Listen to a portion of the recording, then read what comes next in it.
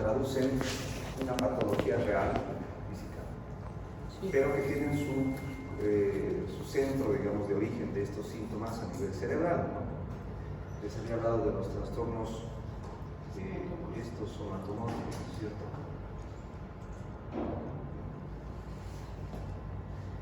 Y les había dicho que existen 4.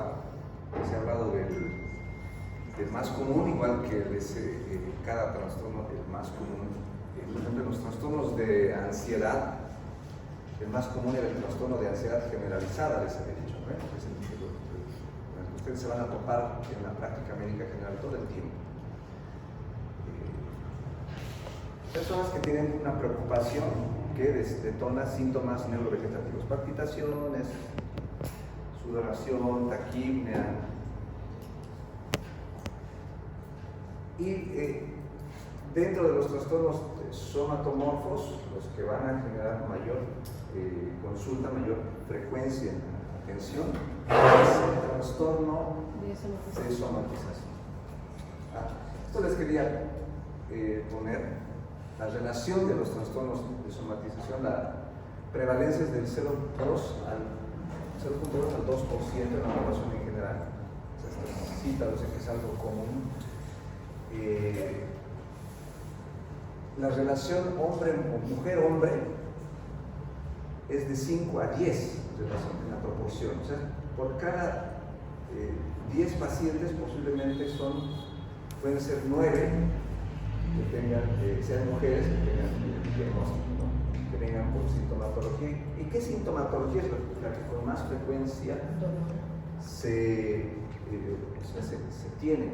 Dolor. Sí, pero miren, incluso un poquito más que el dolor, que sí, el dolor está en los primeros 3 en frecuencia, es la fatiga. Es lo más inespecífico que pueda decir un paciente en la consulta. Es una fatiga, no es que se entiende por cansancio, no es que se entiende por aburrimiento. El mismo paciente no va a saber definir o va a tener 2 definiciones de lo mismo. Una vez que le pregunten, o le preguntan 2 veces, y va a tener 2 definiciones distintas a lo mismo, ¿ya? A lo que se refiere como fatiga. No es lo mismo decir fatiga en medicina. ¿Qué entendemos por fatiga médica? Cansancio, ¿no? Exacto, un agotamiento. Fatiga mental, ahí también cuando uno está con somnolencia, uno está un poco lúcido, uno está con la atención dispersa, con sueño. Pero la fatiga física es esa sensación de cansancio, de debilidad muscular. Aquí no. Doctor, puedo hacer mis cosas, pero me siento fatigado, como cansado, es cansancio o aburrimiento, es como aburrido o como cansado. Al final no se estaciona en una sola definición, el paciente no va a poder definir exactamente lo que es. Lo mismo el dolor en las extremidades, es un dolor que ustedes en cirugía clásica han visto el tema, si es dolor pungitivo, dolor urente. ¿Qué otros tipos de dolor hay? ¿Qué? Cólico, lancinante. No, el paciente no puede llegar a definir. Es una molestia, una especie de dolor. O el típico, me duele aquí en la espalda, ¿no? Me duelen los riñones de estos pacientes. Eso también es muy común en la consulta. ¿Los riñones duelen? No. Sí hay sensibilidad dolorosa en la envoltura, ¿no? Dolor lumbar, o sea, dolor de cabeza, lo mismo. No es un dolor típico de cefalea, de migraña, sino es un dolor más inespecífico. A veces simplemente el paciente requiere embotamiento, sensación de fatiga mental, en lugar de un dolor como tal. Y estos otros síntomas sí son más comunes. Insomnio, miren, la dispepsia no es necesariamente un dolor que traduzca una gastritis, un dolor típico, ¿no? Urente, que sube, tipo esofágico, no es de ese tipo, más bien una sensación de molestia digestiva después de comer, incomodidad intestinal. Miren que esto es otra cosa muy inespecífica, no es un dolor, no es estreñimiento, simplemente es una incomodidad intestinal, sensación de falta de aire, dolor estomacal, mareo y demás, así menos de esa relación. Les había hablado de los 4 tipos de trastornos, uno del trastorno de somatización, en el cual les había descrito que existen 4 funciones alteradas, ¿no? ¿Hemos visto diapositivas en la clase? No. No hubo tiempo, ¿no?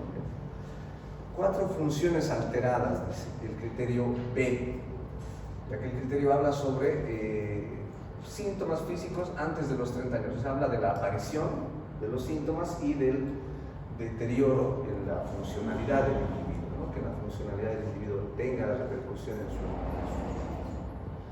rendimiento laboral.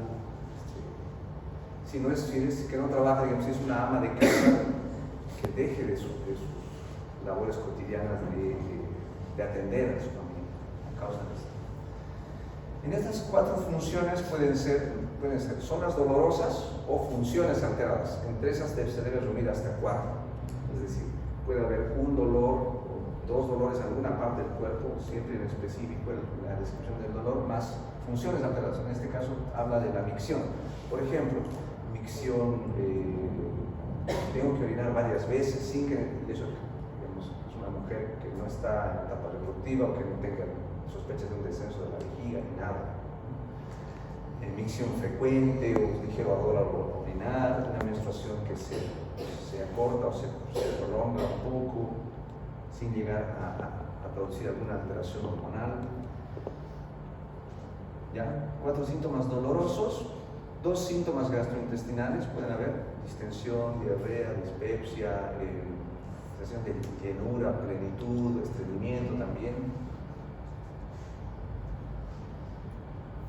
Y yo creo que con esto se completa el cuadro. Miren, aquí habla de un síntoma sexual, les había dicho, puede haber disfunción eréctil en la mujer, dispareunia, o sea, dolor en las relaciones, o disminución de la libido, digamos, ¿no? del deseo sexual, tanto en el varón como en la mujer, eyaculación precoz, puede ir acompañado además de un síntoma pseudoneurológico. Significa, por ejemplo, generalmente parestesias, esa sensación que algunas señoras adultas mayores tienen como, por ejemplo, ardor o adormecimiento u hormigueo, ¿no? Esa es la parestesia. Dicen, siento, doctor, que me hormiguean los pies, me hormiguean como me arden, especialmente en las noches, una sensación de ardor. Las señoras a partir de los 50, 60 años tienden a tener estos síntomas. Tipo parestésicos, ¿no? Como síntomas neurológicos. Afonía, sensación de que no escuchan, no ven bien, ¿no? Que tienen alterado alguna parte de la sensopercepción, como un síntoma pseudoneurológico. Esto sí es lo más común, y como el tema dolor es el síntoma cardinal, como lo hemos visto en los criterios anteriores, ¿cuál creen que es el tratamiento? Y si hay mejoría, obviamente. Analgésico y antidepresivo. Analgésicos, ¿no? Los analgésicos según un orden de relaciones, empezando por solamente los analgésicos como el paracetamol y pasando por los AINES hasta llegar incluso en algún caso a los morfínicos.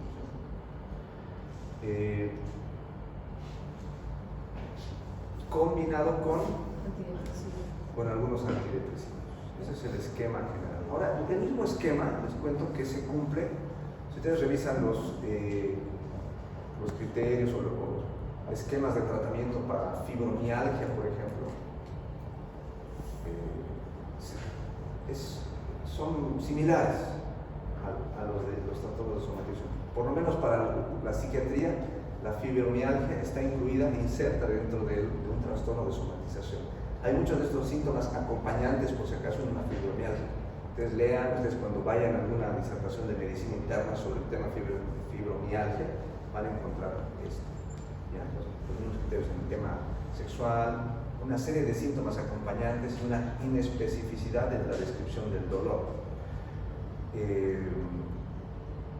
Igual lo mismo les he dicho con otro cuadro intestinal, no sé si recuerdan, de la anterior clase, que es famoso, se escucha en todas partes. ¿Cómo? El colon irritable. El colon irritable es igual dentro de la gastroenterología es un capítulo como que aparte, por las connotaciones y el componente psíquico que tiene. Por eso para la psiquiatría el colon irritable y la fibromialgia son dos patologías que están insertas dentro de esto, están en psiquiatría en este capítulo, los trastornos de somatización. Y luego hemos revisado los trastornos conversivos, ¿no? Y los conversivos son pacientes que tienen esto de la sintomatología neurológica muy marcada. El cuadro es cual si fuera un trastorno neurológico real. Por ejemplo, una sin llegar a parecer, una hemiparesia, sin llegar a plegia. Y haces toda la semiología y el cuadro está ahí, cual si fuera una hemiparesia por algún proceso central, digamos, ¿no? Una lesión ocupante o cualquier sospecha.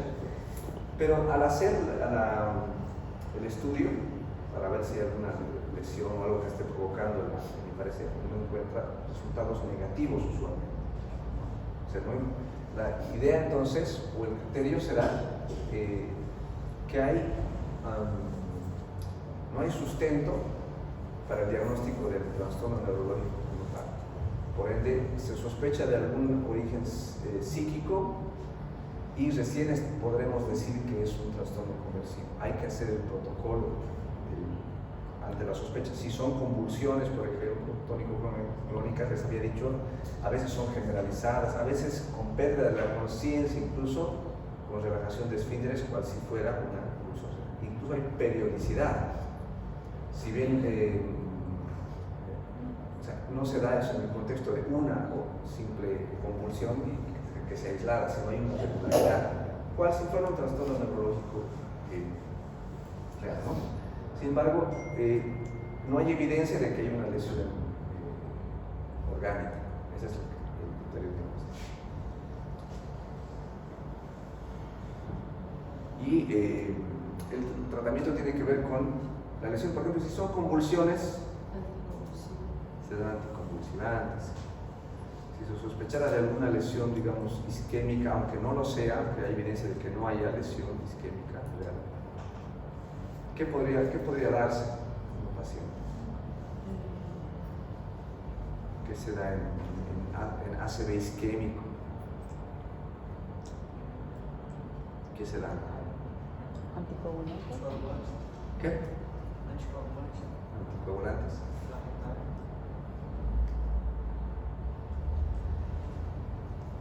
Dependiendo, si hay algún hay un antecedente embólico, sí, pues, anticoagulantes. Se suelen dar irrigadores cerebrales, se suelen dar tal cual vasodilatadores. Igual se dan los mismos esquemas para el caso específico del trastorno neurológico que esté causando, ¿ya? Por más que hay evidencia de que no lo sea y se haya un diagnóstico de un trastorno conversivo. Luego habíamos visto de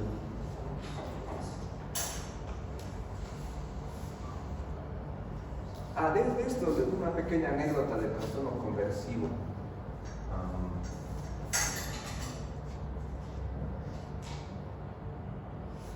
Dice, está aquí, en los criterios, el síntoma o déficit neurológico no está producido intencionalmente y no es simulado. O sea, debemos descartar, jóvenes, que no hay una ganancia secundaria a esto. A eso se refiere, que no sea simulado. Por ejemplo, una persona podría simular síntomas neurológicos estando en una cárcel, les decía, para que lo saquen, ¿no? Para salir libre o tener la oportunidad de escapar, para tener un beneficio laboral, quizás podría simular. Entonces, en esos casos sí hay beneficio secundario. Para diagnosticar trastorno conversivo no debe haber beneficios secundarios, no debe demostrarse que la persona no tiene la búsqueda de algún beneficio relacionado a la aparición del síntoma. Por ejemplo, les voy a dar un ejemplo. Teníamos nosotros internado a una paciente con diagnóstico de trastorno conversivo porque tenía convulsiones y las convulsiones eran cual la habían filmado y eran convulsiones tranquilamente reales, generalizadas, ¿no? Podrías decir incluso que es el lóbulo temporal, podrías dar la localización, por el tipo de convulsiones que tenía. Excepto que no había el electroencefalograma, era normal, y se internó, recibió tratamiento, remitieron las convulsiones dentro de la internación de unos 15 a 20 días, pero uno de los últimos días de salir, en una entrevista que tuvo con una colega que estaba haciendo la residencia en ese tiempo, la muchacha pudo hablar sobre que a ella le habían aparecido estos síntomas, porque venía su novio lo estaba por dejar y todo, ¿no?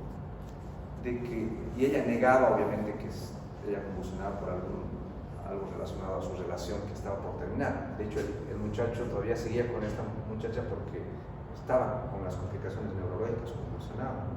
Y hasta que no se resuelve, él iba a seguir la relación con ella. Pero al final ella sí pudo decir en una entrevista en privado de que sí, ella sentía que lo hacía, o sea, que tenía estas convulsiones y a partir de eso, y que no quería realmente que su novio la deje. Ella recién en una entrevista pudo confesar. En este caso, ¿se confirma o se descarta el diagnóstico de trastorno conversivo? Se descarta. Se descarta, ¿ya? Se trata de una simulación, ya no es conversivo. En el conversivo, entonces se dan cuenta, ¿no? La diferencia. En el conversivo hay pulsiones inconscientes que nunca se llegan a destapar. Por eso se viene este capítulo. ¿Ya? Y en el trastorno por simulación, evidentemente sí hay una ganancia secundaria de la posibilidad. Y mucho peor, el trastorno facticio es realmente mentir deliberadamente para tener una enfermedad. Falsear, eso se refiere. Son cosas que los psiquiatras nos toca ver, ¿no? Hacer el diagnóstico de diferencia. Si es trastorno por simulación, es realmente un trastorno conversivo, es un trastorno somatomorfo, o qué es.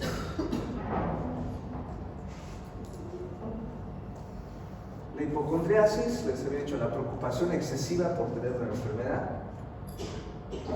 Persiste la idea y provoca disfuncionalidad a pesar de la explicación de que la enfermedad no está, no existe.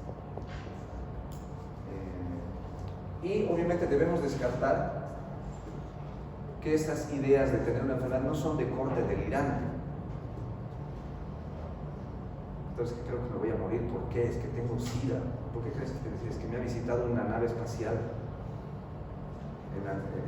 O me han raptado. Descartado. ¿Será hipocondriasis o no? No. Creo que me han insertado algo, una enfermedad, y creo que es VIH-Sida. Descartado.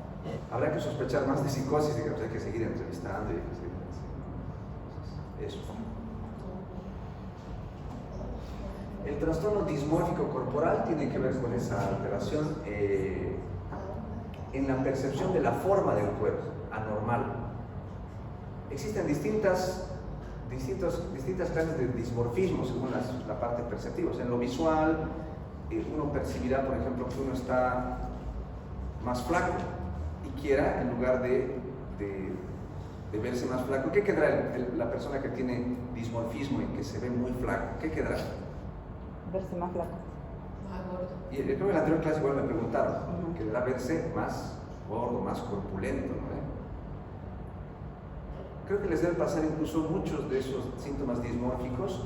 Lo tienen algunos pacientes que se inyectan, ¿no? Incluso se ponen cosas, no sé si han visto, que no hacen fisicoculturismo ni se insertan, ¿no?, testosterona, sino se insertan prótesis reales, ¿no? Prótesis de músculos, totalmente quedan amorfos, ¿no? Pero para ellos realmente sacia alguna necesidad psíquica interna. Entonces el dismorfismo no solamente es propio, les dije en la anterior clase y les repaso esto sobre los pacientes anoréxicos. Las anoréxicas tienen un síntoma dismórfico en relación a que la sensopercepción alterada de lo que ven ellas, más común en mujeres, ¿sí? Se ven más gordas o más flacas. Más gordas. Ven gordura donde no hay, ven grasa donde no hay y siguen queriendo disminuir su altura de grasa. Les decía que el trastorno dismórfico corporal, junto a la anorexia, ¿pertenecen al grupo de qué? Les he dicho que hay dos grupos de personas según el psicoanálisis, no según la psiquiatría. Existen los neuróticos y existen los... ¿Dónde? ¿En qué grupo están los psicóticos? De entre los trastornos de ansiedad que hemos visto en el capítulo ese, el primer parcial, ¿cuál de ellos, porque ustedes han ido a prácticas y han visto un paciente así, cuál de esos trastornos de ansiedad también está dentro del grupo de los psicóticos? Han visto recién un paciente con TOC, con antecedentes de TOC, pero es un psicótico que finalmente tiene una esquizofrenia, ¿no? Pero tú me has hecho alguna pregunta. Yo me quedé pensando en la pregunta que me hizo su compañera, que me dice que según no habría delirios, ¿no? Es importante el tema de lo que me preguntaba, porque para el diagnóstico clínico de esquizofrenia, ¿por qué yo me aboco en tanto de que en las entrevistas, en las prácticas, ustedes vean que el paciente se disgregue? Porque la psicosis no es solamente un diagnóstico médico para tratar, porque finalmente el paciente, si no delira, por si acaso sí estaba psicótico, solo que ustedes no le han sacado el delirio, hay que apretar en otros lugares para que el paciente sí estaba psicótico. Por un tema médico, ¿qué nos importa de la psicosis? Cuando decimos es psicosis, está disgregado, está psicótico, ¿por qué nos interesa médicamente decir que es psicótico? Para saber el tratamiento. Para darle un tratamiento, ¿no? Le vamos a dar un tratamiento. Médicamente hasta ahí hemos cumplido. Si ustedes diagnostican eso en medicina, en provincia, en donde ustedes vayan y donde no haya psiquiatra y ustedes hagan el diagnóstico, traten. ¿Con qué le van a tratar al paciente? ¿Con qué pez? Risperidona. ¿En qué dosis? 3 miligramos por Más día. vale que le sepan bien la dosis, por lo menos de que de eso se lleven a su... Y si tienen dudas de usar risperidona en esa dosis, usen la mitad. ¿Cuánto sería la mitad de esa dosis? 2.5. 1.5 mg. ¿En qué frecuencia? Por día o 2 veces al día. Día. Día. La vida media de la risperidona está entre 24. 18 a 20, dependiendo de la literatura, realmente es entre 18 a 24 horas, ¿ya? Incluso a veces puede pasar. Así que dar 2 veces al día no, una vez al día es suficiente. Lo mismo aquí, ¿ya? ¿Cuál será el tratamiento para la anorexia entonces? Antipsicótico. Risperidona, 3 Les cuento que miligramos. hay un antipsicótico que además aumenta el apetito, que no es la risperidona. Generalmente los antipsicóticos sí aumentan el apetito, pero hay una que es la olanzapina. ¿Ya? La olanzapina es un antipsicótico mucho mejor que la risperidona, mucho menos efectos adversos, y además tiene un efecto adverso que se aprovecha en el paciente anoréxico, que es el aumento de apetito. ¿Ya? En obesos no usamos mucho olanzapina, pero sí en pacientes anoréxicos se usa olanzapina. ¿Ya?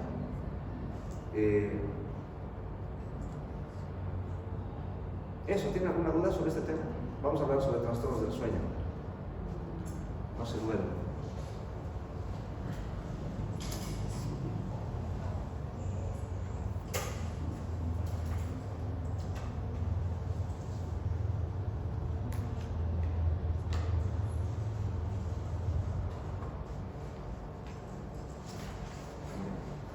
El sueño es una función fisiológica del ser humano. Está mediado por los ciclos circadianos de liberación de neurotransmisores, cortisol, liberación de melatonina y una serie de cosas. Ustedes van a revisar, eso lo han visto en fisiología, en neurofisiología, ahí se lleva. De ahí proviene la suspensión de la conciencia. O sea, ¿qué es el sueño? No es más que la suspensión temporal del estado de alerta. Es una especie de stand-by, tal cual le pones stand-by a la computadora, que es un estado de hibernación, la computadora está encendida pero no está procesando información, está con el uso mínimo de su funcionalidad. Lo mismo pasa en el celular, lo mismo tiene en el cerebro humano, en que las funciones se reducen al mínimo, la actividad cerebral. Es un estado entonces de pérdida de la conciencia, pero reversible. Un estado de pérdida de la conciencia, pero reversible. Este estado se divide en dos. Las fases del sueño son el sueño de movimientos oculares rápidos, donde se supone que cada parte de los movimientos oculares solamente producen actividad cerebral, y en un electroencefalograma sí se pueden ver ondas de punta en cualquier área del cerebro en relación a esa actividad cerebral durante el sueño REM o sueño MOR, que se llama, ¿no? Sueño con movimientos oculares rápidos o REM, según la traducción en inglés. La fase de menor actividad es el sueño no REM. Existen en el sueño, en estas etapas del sueño, distintas fases, de las cuales voy a hablar brevemente porque es más parte fisiológica.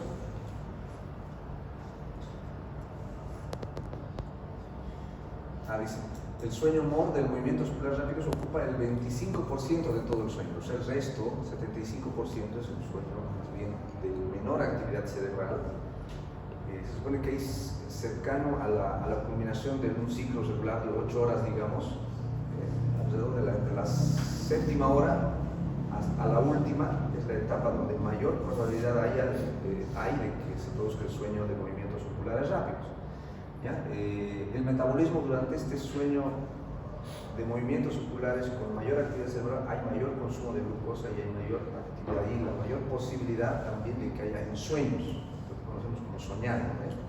Esa actividad donde el inconsciente se manifiesta, el inconsciente con muchas pulsiones, y además se fusiona a lo que son las asociaciones, les había dicho que son el sueño. Yo creo que es la mejor forma de estudiar el psiquismo, o sea, cuando uno sueña, porque ahí lo que tiene que ser son las representaciones mentales y no se asocian al azar, sino es las pulsiones de nuestro inconsciente que asocian eso de manera que se conforma una historia, una secuencia, no desde nuestro yo consciente, obviamente, porque se está dormido, está en hibernación, pero el inconsciente es donde se manifiesta. Se manifiesta al azar y no, es decir, por eso es que no podemos darle una interpretación real, o sea, lo que soñamos va a pasar. Son pulsiones del inconsciente, es posible que es lo que deseamos, ¿no? Muchas cosas que deseamos se pueden dar en sueño, muchas cosas a las que tenemos miedo también soñamos y se dan como forma de pesadillas. Entonces eso también tiene una importancia, porque en las alteraciones, los trastornos del sueño también se encuentran las pesadillas, terrores nocturnos y cosas que tienen que ver con esa actividad inconsciente. No solamente es el insomnio, que será lo más frecuente, sino hay otras alteraciones del sueño. Y aquí están. ¿Ya? Existe un consenso internacional donde entran psiquiatras, somnólogos. La somnología, por si acaso, es una subespecialidad de la psiquiatría y de algunas, por ejemplo, los internistas, los neumólogos, los neurólogos también se subespecializan en esta parte que se llama somnología.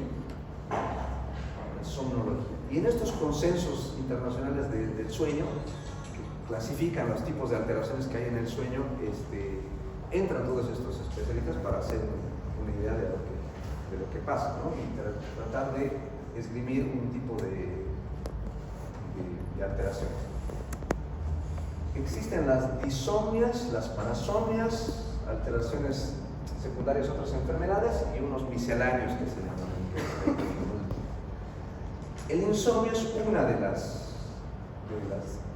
disomnias, alteraciones en la calidad del sueño, en cantidad o en calidad, pero las parasomnias son aquellas que alteran más bien son como accesorios. Por ejemplo, aquí está el sonambulismo, los terrores nocturnos, pesadillas, bruxismo, enuresis, cosas accesorias a las alteraciones principales, que son aumento y disminución. En estas disomnias están las alteraciones por aumento o disminución del sueño. Aquí quizás como más que todo en la calidad del sueño y síntomas acompañantes, y aquí alteraciones de secundarias a otras enfermedades. Por ejemplo, una persona que tiene alguna crisis epiléptica o tiene algún trastorno psiquiátrico, entrarán aquí. Por ejemplo, ¿creen que los trastornos de ansiedad cursen con alteración del sueño? Sí. La psicosis, la bipolaridad. Sí. Aquí, ¿ya? Se llaman alteraciones. Este es un consenso internacional Entonces, dentro de las disomías estaría el insomnio. Dentro de las disomias entraría el insomnio, sí, insomnio. Ya. También el otro, lo opuesto del insomnio, ¿cuál sería? Se duerme mucho, ¿cómo se llama? Hipersomnio. Hipersomnio. Ah, entonces los dos. Sí. Y otros más que ahorita los vamos a ver, porque tampoco los voy a nombrar porque, ¿saben qué? Vamos a tocar en esta clase es el más común, es lo que ustedes van a ver en su práctica médica, que es el insomnio. Esa vamos a ver. Lo demás lo vamos a dejar como una descripción teórica. En el DSM-4 existen clasificaciones similares: disomias, parasomias y trastornos secundarios. Evitan los misceláneos, ¿no? Ustedes lo van a ver en la diapositiva más. Y el CIDES también respeta lo que sucede en la clasificación internacional. Igual habla de disomias, donde están el insomnio, la hipersomnia es más cortito, ¿no? En el CIE 10 o CIE 11, las parasomias y trastornos secundarios del sueño. Respetan, aunque tienen sus propias características cada uno, los lineamientos son generales porque prácticamente vienen del mismo consenso, ¿no? Internacional. Yo creo que este es el más completo, ¿no? Sí. Bueno. El insomnio es el trastorno del sueño más frecuente en la población general. Diversos estudios epidemiológicos enlistan su prevalencia entre el 20 al 30%. O sea, todos tenemos alguna razón por la cual no vamos a poder dormir en algún momento de nuestra vida, ¿no? Sea por problemas de trabajo, estrés por sus exámenes, o algún problema que pueda desarrollarse. Generalmente insomnios que son reactivos, que son pasajeros, que son de un día y se resuelve el problema, resuelto el insomnio, digamos, ¿no? Una deuda, una vez que tienes para pagar la deuda, ¿cómo dormirás ese día? Igual me duermo. Bien. Una vez que ya has pagado la deuda, plácido. Cuerpo preocupado. Claro, eso. Pero entre otros hay pues síntomas, hay insomnios primarios, insomnios que son reactivos de otras cosas, y bueno, de eso habla la prevalencia. Hay un insomnio solo por sí mismo ya, no el insomnio necesariamente traduce que el insomnio es acompañante de una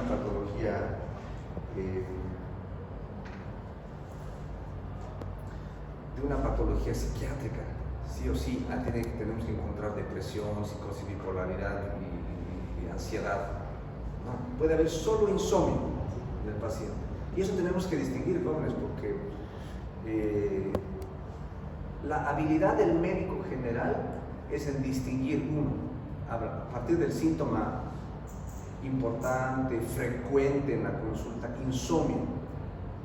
Si el paciente está con insomnio y con tos, con crisis asmática, por ejemplo, Es una cuestión a raíz de su enfermedad, porque no lo deja dormir, o sea que no es algo psiquiátrico. claro, cuando está descompensado, doctor, y cuando se pone su PAP, digamos, ¿no? Se vasodilata o se broncodilata más bien con su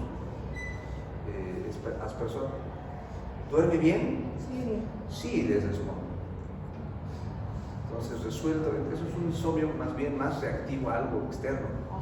Ustedes también tendrán que ver cuando hay el síntoma general insomnio, medidas generales. ¿Dónde duerme?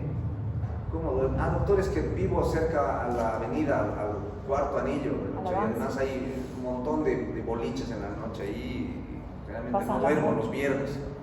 ¿Es un insomnio reactivo o un insomnio real? Reactivo. Entonces, si le tocan un bombo en su cabeza toda la noche, no van a poder dormir tampoco, ¿no? Hay quien estará tan cansado que incluso con una cosa al lado así va a poder dormir, ¿no? Yo duermo con cualquier ruido. Con fiesta al lado de mi casa igual. Claro, o sea, tiene que ver con ya un ciclo, un nivel de trabajo, cansancio, incluso fatiga. Tengo una paciente, les cuento, que tiene un problema de insomnio, pero tenía hormonas tiroideas alteradas, tiene una fisonomía que sí da para un leve exoftalmos, pero el problema es que sus hormonas tiroideas las recientes han salido negativas, o sea, se sospecha sí, pero le haces un test de hormonas tiroideas y sale normal. Clínicamente se está computando por insomnio superficial, algunos síntomas somáticos, aumento del metabolismo metabolismo y de la actividad cerebral también a consecuencia de eso, que sí clínicamente podría tener un aumento de sus hormonas tiroideas. Entonces es un insomnio más bien secundario a, en este caso de esta paciente, una enfermedad médica, ya un aumento del metabolismo basal en el contexto de una ¿qué sería? Una tiroiditis, no sabemos si es un hipertiroidismo primario, de qué se trata, ¿no? Entonces hay que hacer lo correspondiente.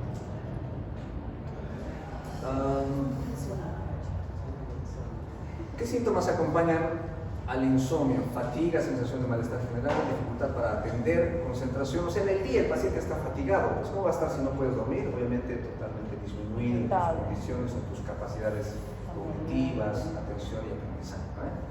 Somnolencia diurna, disminución de la energía, motivación, iniciativa, propensión a cometer errores en el trabajo y coordinación, especialmente cuando conduce. Una persona que no ha dormido muy conduzca.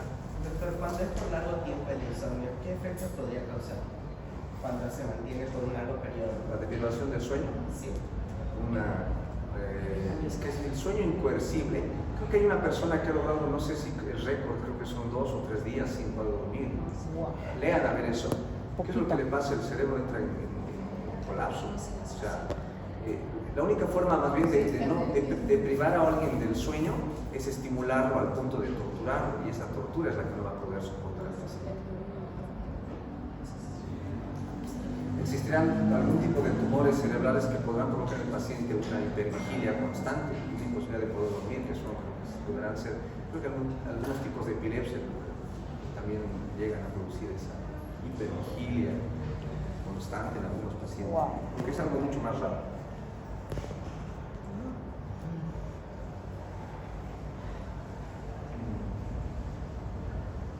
Esto. El insomnio, de los tipos de insomnio que ustedes van a ver, el insomnio más frecuente se llama insomnio agudo, y es igual que en el trastorno de ansiedad generalizada. ¿Cuál es el detonante del trastorno de ansiedad generalizada? El principal, por el cual hay síntomas neurovegetativos, les he dicho, el trastorno de ansiedad generalizada. ¿Por qué, Pepe? Lo mismo es aquí, en el trastorno de ansiedad generalizada, ¿cuál es el detonante para síntomas ansiosos? ¿El ver una araña? ¿El estar en una altura de unos 30 pisos y mirar ahí?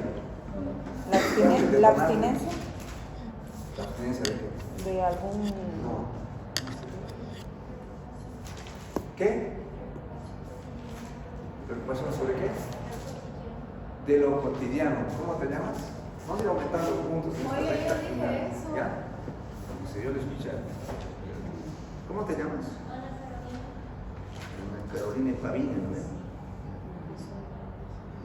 ¿no? No deben olvidarse eso ya. Preocupaciones habituales de la vida diaria son las que provocan trastorno de ansiedad generalizada, síntomas neurovegetativos, pero en este caso no estamos hablando de trastorno de ansiedad, pero sí el síntoma principal es el insomnio, y aquí el detonante es preocupaciones habituales o relacionadas a cosas de la vida diaria: dinero, relación de ruptura de pareja, problemas laborales, separación de pareja, lo común. El insomnio que más van a ver. Y obviamente este insomnio no puede, por eso es agudo, no va a tener más que solamente la duración que dure el problema. Resuelto el problema, se debe resolver esto. Entonces, por ende, incluso el tratamiento. ¿Cuánto tiempo le darían a este paciente una medicación sedante? Un día. Pero 7 días. Pero tendrán que trabajar, jóvenes, tendrán que trabajar ese tema con el paciente de su problema que está detonando. Estoy, doctor, entre que me separo o no, sigo viviendo con él y desde ahí no puedo dormir. Sigue él viniendo a mi casa y no puedo hacer nada. ¿Qué? Sepárese de una vez, porque si no va a seguir. Va a ser crónico. O sea, ayúdenle a resolver de alguna manera el dilema, digamos. No estoy diciendo que sean intrusivos, entrar en la relación y ver, ¿saben qué es? Que debería hacerle esto y machacarlo y luego botar y pegarlo al no. Sino La sugerencia es que si en el momento en que usted resuelva su problema de pareja y usted decida realmente salir de esa relación tormentosa, usted recién va a poder dormir. Si usted me dice que va a estar y esta semana lo va a hacer, yo le doy tratamiento para esta semana.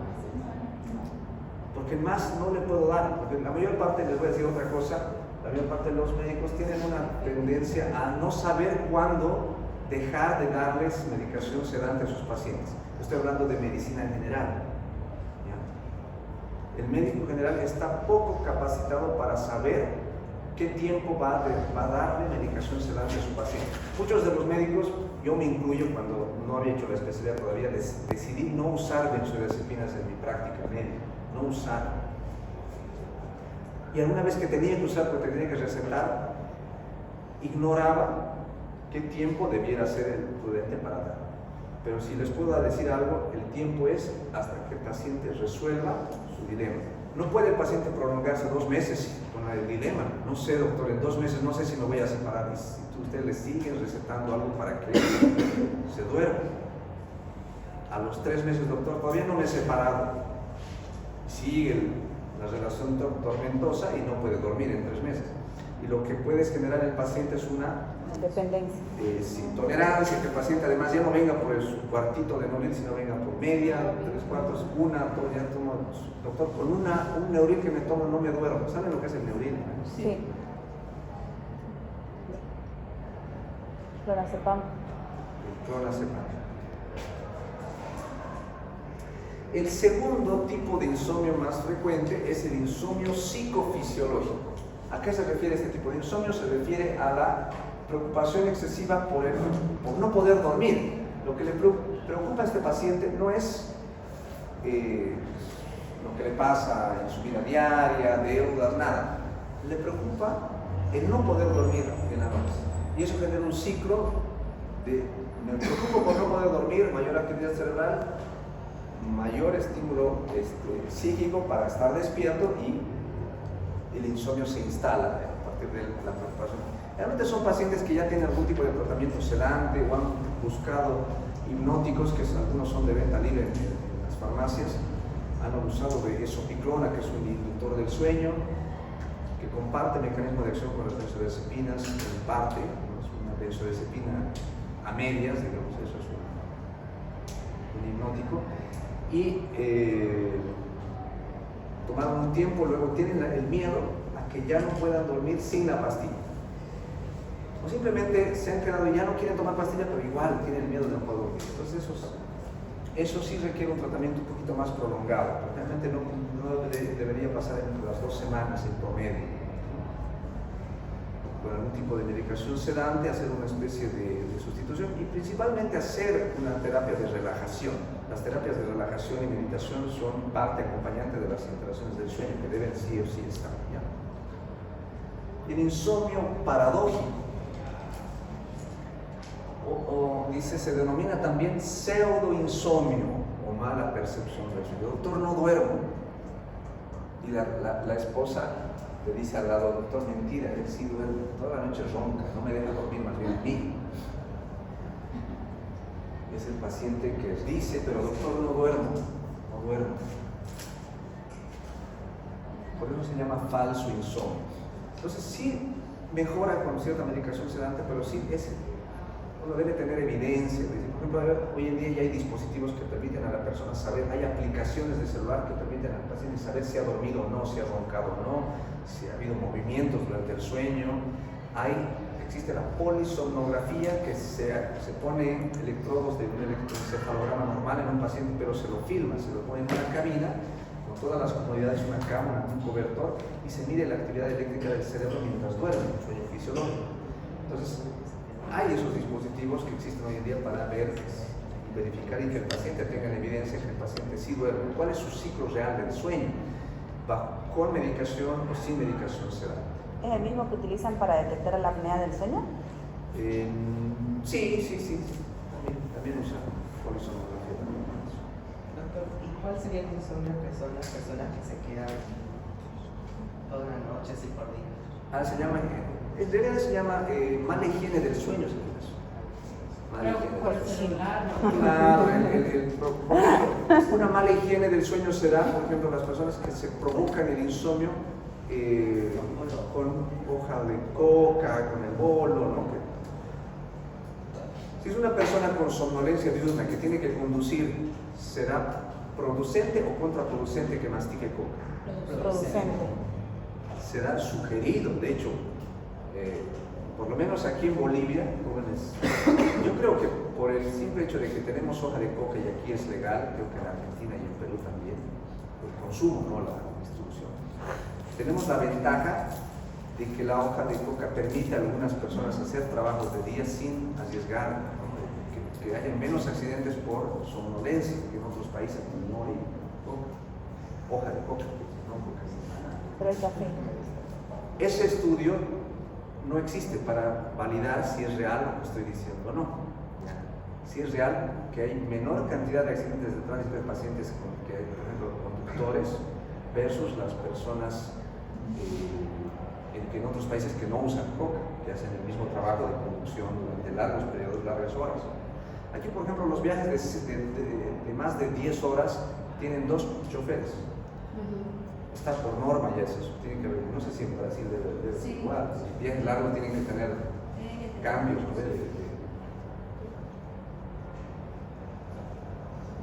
El problema es que la coca va jalada a veces de dosis bajas de alcohol, que es un depresor.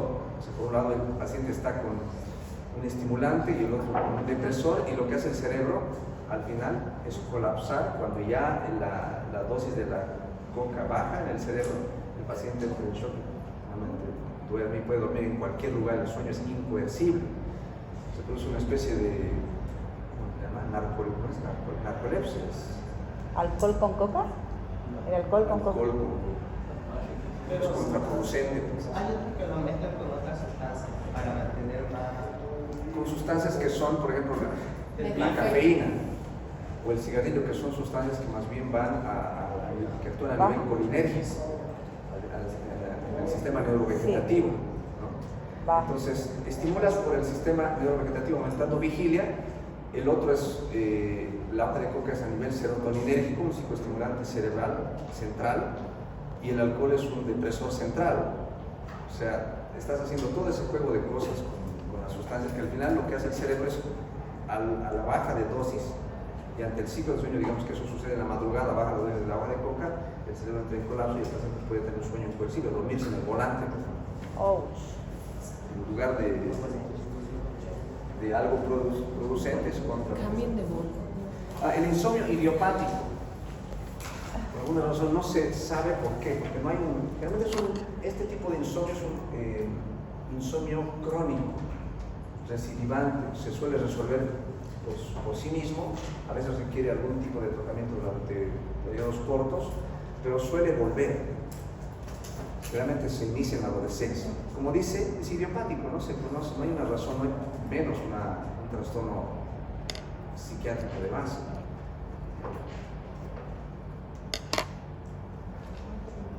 El insomnio debido a trastornos mentales, la bipolaridad. ¿En qué fase será más frecuente el insomnio en la bipolaridad? ¿En el episodio maníaco o en el depresivo? Maníaco. En el maníaco. El paciente puede no dormir días, porque está días, superactivo, tocando puertas de sus vecinos. El depresivo es otro tipo. Puede haber insomnio en la depresión, sí, pero generalmente hay mayor somnolencia, pero puede haber insomnio en la depresión. Insomnio debido a una inadecuada higiene del sueño, lo que decías. Lean esto porque no lo voy a leer. Todo lo que no debes hacer para provocar insomnio. Asistir a lugares, o sea, donde hay mucho ruido, fiestas, trabajos de noche, trabajos de guardia de seguridad, ser DJ en una fiesta, trabajos nocturnos, pues, ¿no? Trabajos nocturnos. Los doctores trabajan Insomnio nocturno. debido a fármacos, hay fármacos que pueden provocar insomnio. Procolinérgicos, por ejemplo, los antiparkinsonianos son procolinérgicos. No, más bien son anticolinérgicos.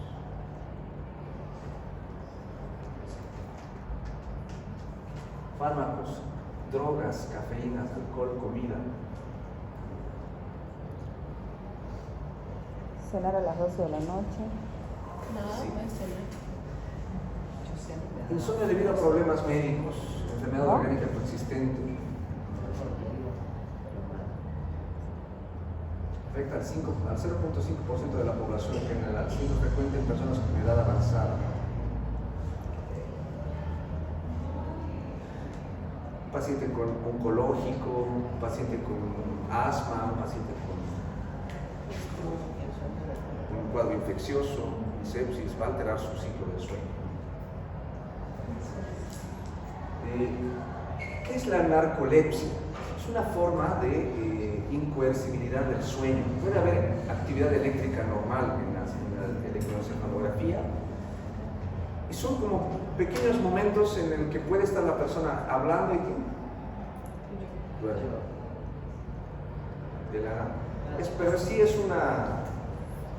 Obviamente afecta su rendimiento y su productividad. La persona no puede realizar actividades de desempeño en su vida social.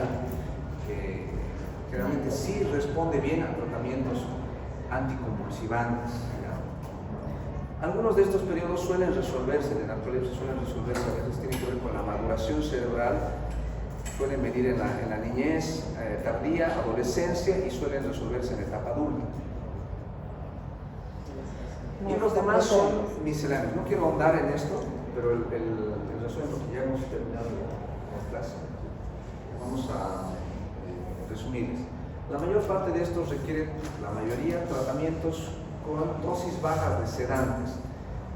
Para esto, para el tratamiento, tengo que hablarles de benzodiazepinas, pero no va a ser esta clase, la vamos a hablar en la siguiente, que es la última clase sobre psicofarmacología, y ahí vamos a hablar de las dosis, la clasificación de las benzodiazepinas y el tiempo de acción, porque se clasifican por tiempo de acción, ¿no?